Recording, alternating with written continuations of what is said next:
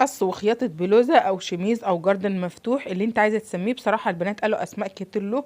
يلا بينا نشوف الفيديو. قبل ما نبدأ الفيديو مش تحط لايك ونسمي كده وندخل على الفيديو على طول. عملت انا على 120 وقسمته على 4 طبقات. خدت هنا فرد وقمت تانية على النص وقمت تانية على النص، الاربع طبقات بتوعي عشان يجوا مظبوطين. نفس الكلام عملت من تحت على 120 برضو وعملت فرد عشان الخط بتاعي مستقيم كده.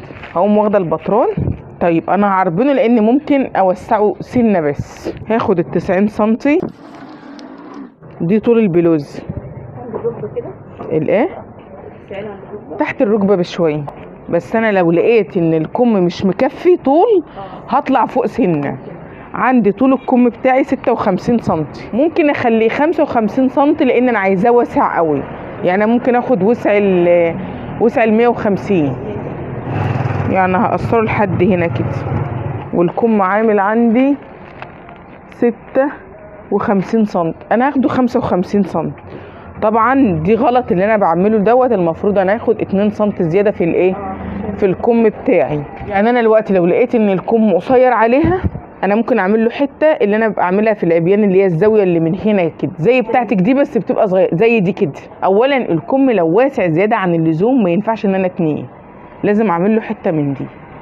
وممكن برضو طالما القماش ما فيش فيه مطه انا ممكن عملت البلوزه بالطول ممكن اعملها فين بالعكس، لان ما عنديش رسمه صريحه، لان انا ما عنديش مطه. اول قماش لو انا ميلته او عملته ما بيبانش فيه.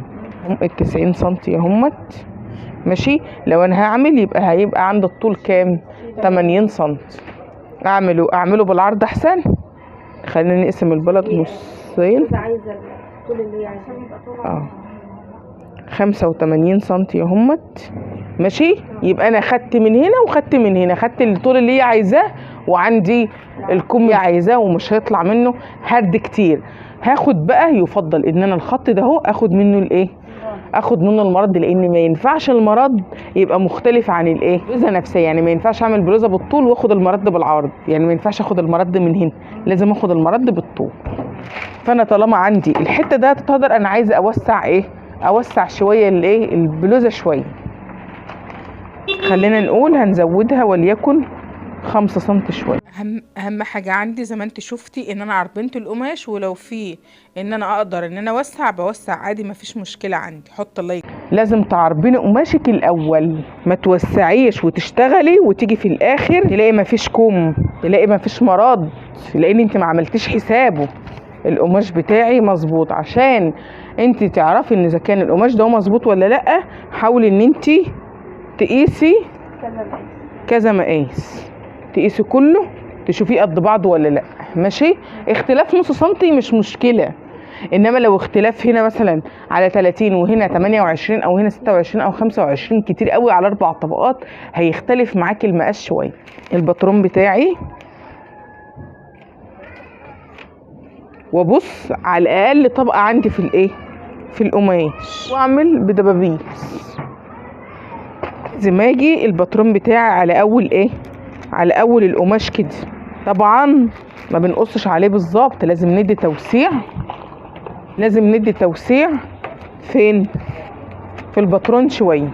يعني لازم اقل حاجه في توسيع الصدر والوسط اسيب اقل حاجه 4 سم او 3 سم على 4 طبقات. ال3 في 4 هيديني 12 سم توسيع.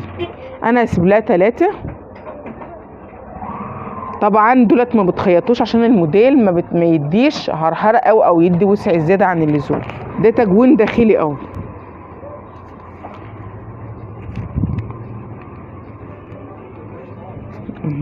وانزل على وسع بقى لحد ال90 سم بتوع اللي هم ده هم، وبمسطره عندي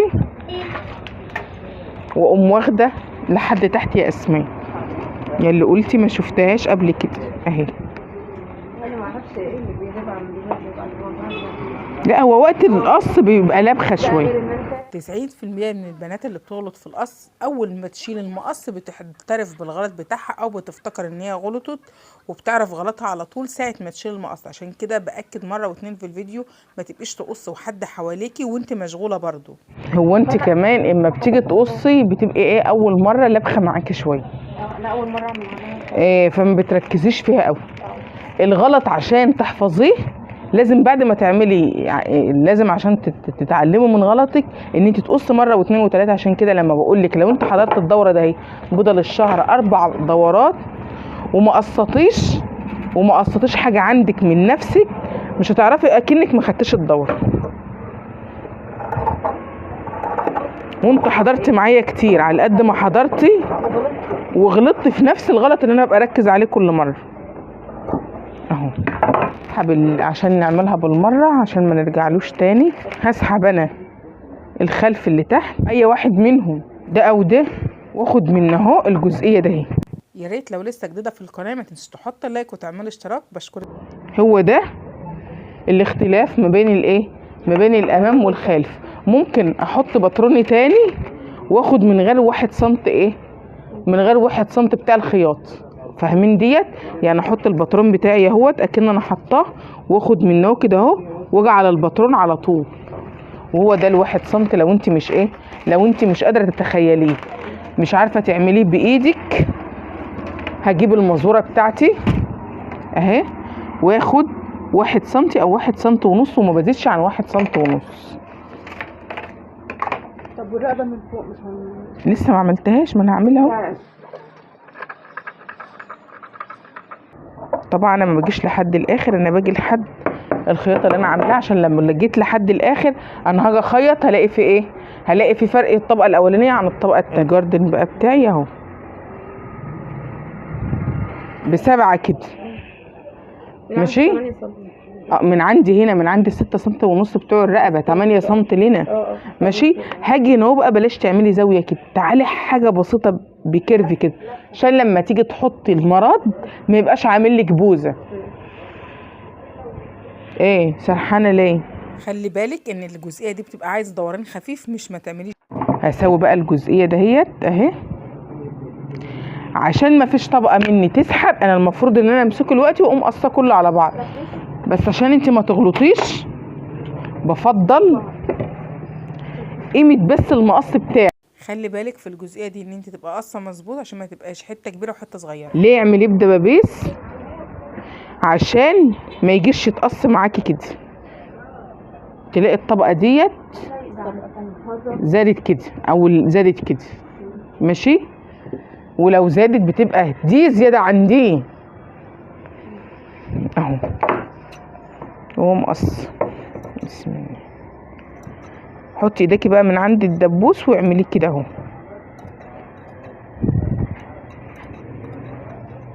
لو هتملكي تحطي ايديكي على طول حطي بس انا ما بفضلش كله طالع مع بعض اهو.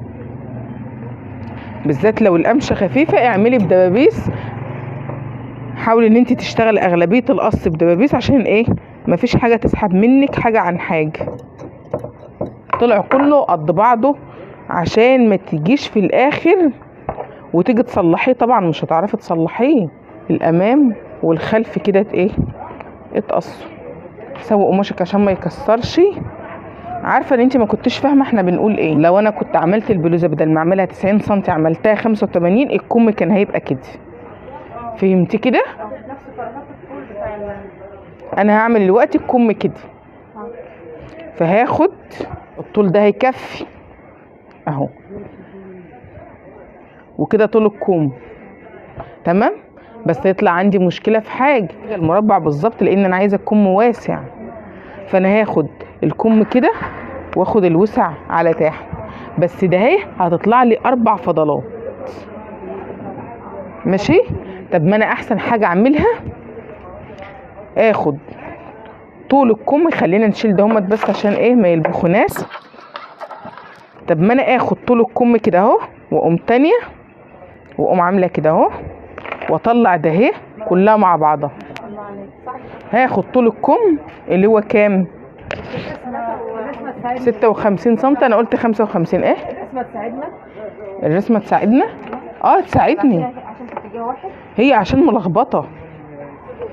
وده الكم اهو في فرق. والتاني هيبقى نفس ال 56 سم بتوعي همت.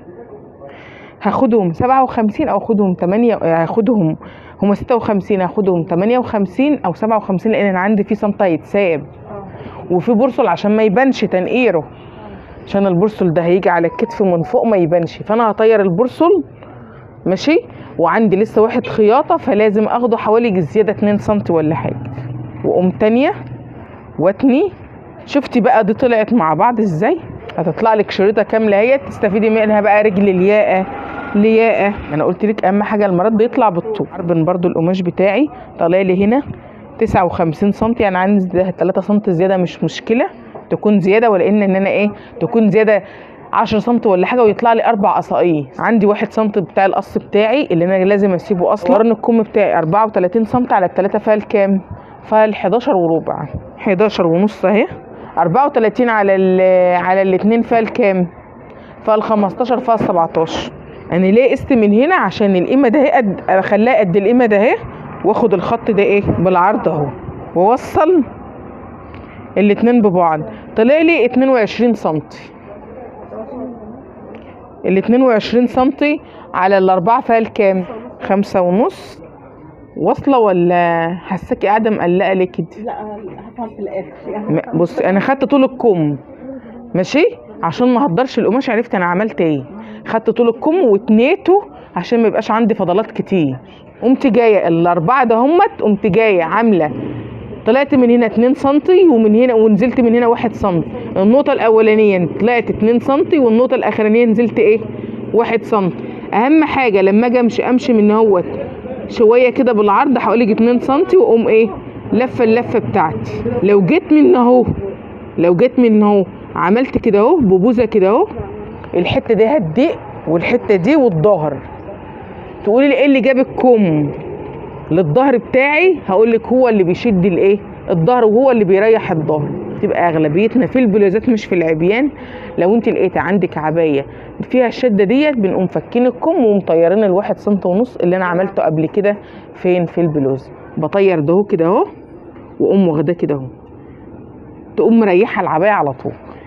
هاخد ال2 سنتي بتوعي اهو، همشي بيه كده اهو، هاخد من تحت الكم كله وهعمل كم دقيقة 11 سنتي اهو، بس انا عايزه الوسع ده كله. وصل دي بدي، مالكيش دعوه بقى اذا كانت دي ضيقه او دي واسعه او لا، لان اللي متحكم فيا ايه وسع الكم من تحت. هاجي من اهوت التجوين اللي انا بعمله. لو انت لاحظتي انا عملت الكم غيرت نسيج القماش، يعني انا كنت عامله البلوزه والمرد بالطول، اما الكم عملته بالعرض، وزي ما انت شايفه في الصوره مفيش فيه اي تغيير خالص، يعني مش هيفرق. قبل ما اتني انا هقوم واخده الفرد ده اللي بيبقى على النص، ودي اهم حاجه بقى، هو ده الايه المرد بتاعي. اهم حاجه بس ان انا عايزه اشيل البرسل دوت. شفت البرسل فيه ضمه ازاي، شددت ازاي. لو جيت تخيطيه بقى بتلاقي ان الشده دي شدت قوي. شوفي عامل ازاي. فانا هشيله. ما تبقيش تحاولي ان انت تخيطي البرسل، لان احيان بيكشكش واحد بيشد وواحد بيرخي. هاخده 3 و3 و2 خياط. واحده تقول لي بقى المرد ده هيبقى طوله قد ايه؟ لا طبعا عشان الرقبه اقل ليه؟ ده انا هجيب ديت باللي ورا، يعني ال90 دولت بقوا كده تقريبا بقوا 92 بقوا تقريبا، لان انت واخده زاويه، الزاويه زاد وعندك رقبه خلفيه. يعني انت اقل حاجه الرقبه الخلفيه كده 13 سم، قولي يا 6 14 15 خليكي زياده 2 سم ولا حاجه. تحسبي المزوره وعلى الواقف وقيسي الدوران كله بالايه بالرقبه. عايزين طبقتين، يعني احنا ما هي طبقه اهي طبقه واحده وطبقه اهي. قولي ان دي الرقبه الخلفيه هي 6 ونص ماشي،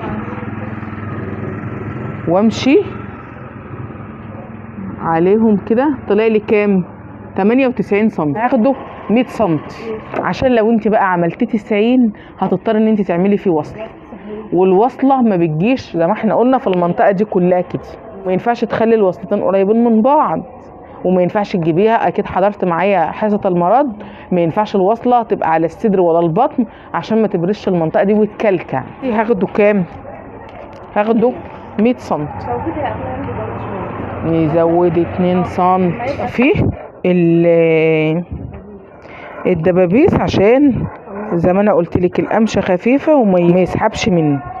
حاولي لو انت مبتدئه تبقي تدبسي القماش عشان ما يتحركش بس، وتلاقي فيه اختلاف في المقاس. والله عندك فما تستغنيش عن القصاقيس. حاولي على قد ما تقدري ما تقوليش انا خلصت البلوزه فالعب بالقصاقيس براحتي وانت تيجي تحتاجي ما تلاقيش عندي وكده. بقول لك لو انت قصيت الخلف زياده انا بادئه قصه صح ونهي ايه صح اهو الاتنين مع بعض. عشان كده قلت لك لازم تخلي عرض الظهر كله مع زي بعضه والرقبه الخلفيه كلها زي بعضها. باكد عليكي في القص عشان لو جيتي تخيطي هتلاقي حاجه زياده عنك. وبثبت هنا اهو مقص كده، ببدأ وبنتهي سوا اهو، وانضف قماشي واجي من هنا كده واخد التقسيم بتاعي. شفتي بقى انا همسك، شفتي انا بادئه مع بعض اهو وماسكه من الاخر.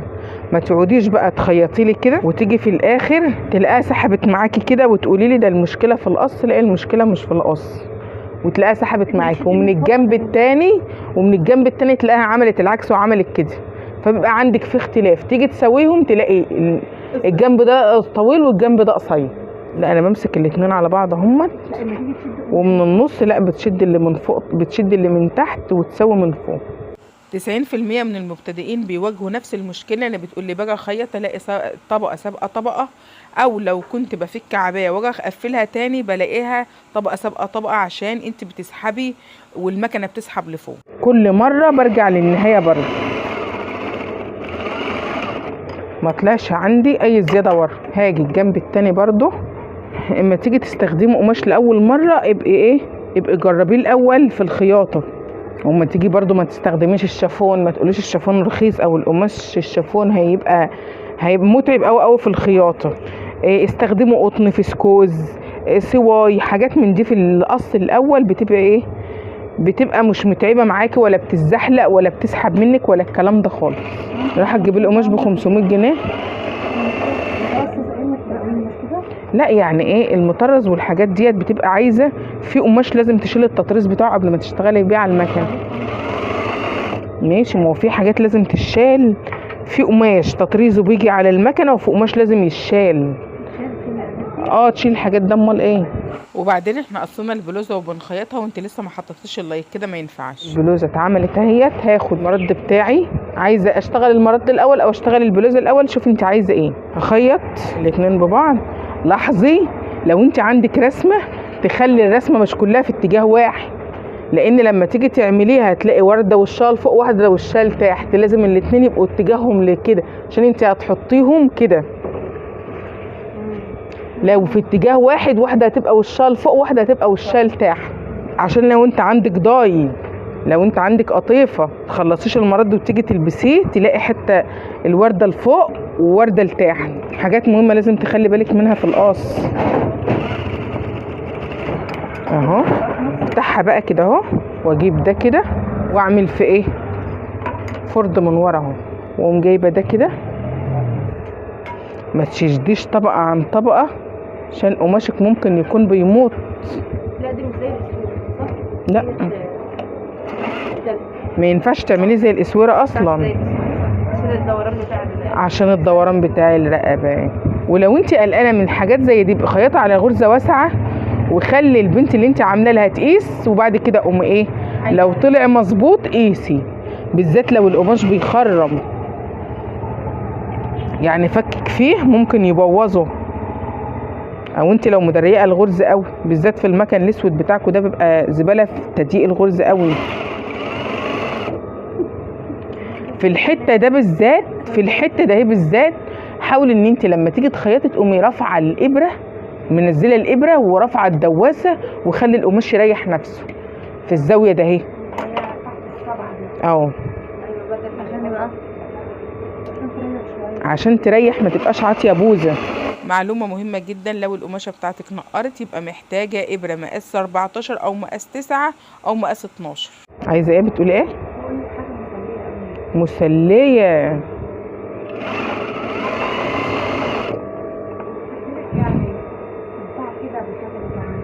شوفي احنا كنا عاملينه 100 وطلع لي حوالي يجي 5 سم بس اهو. يعني انا برضو احتاجت حوالي 95 سم مش 90 او 96. نعمل ايه بقى؟ هو اللفه ده هي ممكن تكون زادت من 2 سم، وعند الرقبه نص الرقبه الخلفيه يعني زدت حوالي 8 سم او حاجه. انت لما عملت دوران المازوره ووصلتي وصلت 98 انا لما باجي اخيطه انا ببداه كله من تحت كله مره واحده، بس انا عارفه ان انت حاجه زي ديت ممكن النقطه النص بتاعك ده اهو يجي في الطرف، فانا ببدا لك الوقت اكنك انت اللي بتخيطي. وزي ما قلت لك ما تقوليش انا شفت الخياط جابها كلها مع بعض، ما هو اكيد متمكن من حاجه زي ديت. فحاولي كانت كمبتدئه ما تقوليش انا شفت حد عمل كذا فانا اعمل زيه. ممكن تدبسيها وتجيبي برضه وممكن تسرجيها الاول، واعمل نفسي على الظهر ممكن تحطي فيها فازلين برضو. انت حاولي تبسطي لنفسك، يعني انت شفت حد عمل حاجه بسطي انت لنفسك اهو. غرزتين شفتي بقى هي شاده ازاي. اول ما ريحت ما فتحت ما نزلت الابره، اهم حاجه بس تبقي منزله الابره اهي، وانزل بالابره واريح القماش بتاعي اهو. هي اصعب حاجه فيها ليكي اللي هي اللفه دي، واللفه دي ما تجيش بزاويه، ما تجيش بتيجي بدوران، حاجه بسيطه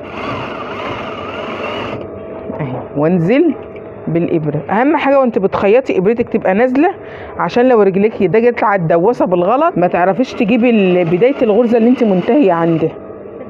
وبعدين المعلومات دي محتاجه لايك منك وتعليق تقولي ايه اللي انت استفدتيه وما كنتيش عندك خلفيه عليه في الفيديو ده. وكده المرد اتعمل اهو مكوه، ولو عايزه تديله خياطه من هنا كده بنطه من هنا ماشي تمام كده. هاخد الكم بتاعي واقفله البدايه مع البدايه والنهايه مع النهايه اهي، يبقى انا جامسك من الاخر. لا عادي خليكي قاعده. عايزاكي تكوني بادئه فوق او بادئه في البدايه وانتي ماسكه النهايه من تحت، ما تسحبش منك القماشه.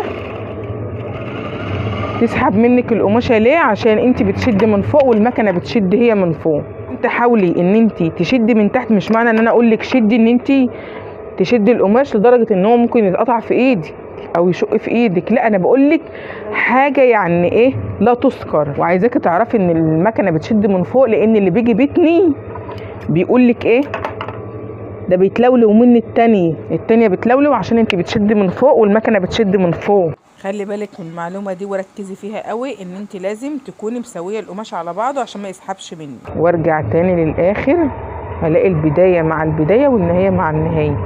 انا كنت قلت في اول الفيديو لو الكم طلع قصير على البنت كنت انا هزود لها حته لاتش زي دي بتبقى كويسه قوي في الموديلات، بس الحمد لله وطلع مظبوط عليه. البريزه ده تبقى مفتوحه وتحتها طوب ابيض وتحتها بنطلون ابيض.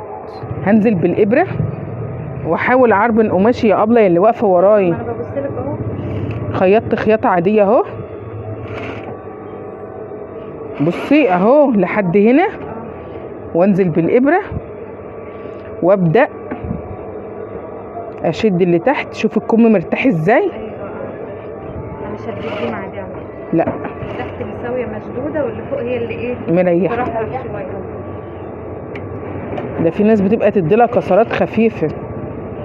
عايزه اقول معلومه على السريع كده للبنات اللي عندهم مكنه ومش جاي لهم الجرأه ان هم يقعدوا عليها. الحل الوحيد انك تعلمي نفسك بنفسك على المكنه، انك تشيلي الابره وتشيل الخيط وتحاولي تحط قماش واكنك بتخيطي واكن في خيط واكنك بتطلعي انتاج بالظبط. على فكره حاجه كويسه جدا وهتكسر حاجز الخوف اللي جواكي بتاع المكنه. طيب انا كده شطبته، يعني عملت الكم وعملت المرد. اولا مش هيبقى فيه بقى لا لياقه ولا الكلام ده كله، هو المرد اللطش بس كان محتاج ان انا اتنيه بقى من الكم واتنيه من الديل. انا خلصت كل التانية العاديه بتاعتي خالص، وزي ما انتم شايفين مظبوط وما شاء الله طوله كويس. بس عايزه اخد رايكم في حاجه. في حد قال لي حطي له بنسه، وفي حد قال لي لا والبنسه هتبقى ورا بس مش هتبقى قدام. هو تمام مظبوط من قدام، بس كان عايز بقى كاويه كده كويسه، وكان عايز يتشطف، لان بصراحه كان اتبهدل عندي من التراب وكده، فانا ما رضيتش اكويه الا مغسول الاول. بس كانوا هما كل شويه البنات يزنوا عليا ونزلي الفيديو نزلي الفيديو. ولو وصلت بالفيديو لحد هنا انتوا اجدع ناس، ما تنسيش بقى تحط لايك وتشتركي في القناه وتفعلي زر الجرس، وشوفوا فيديو جديد، والسلام عليكم ورحمه الله وبركاته.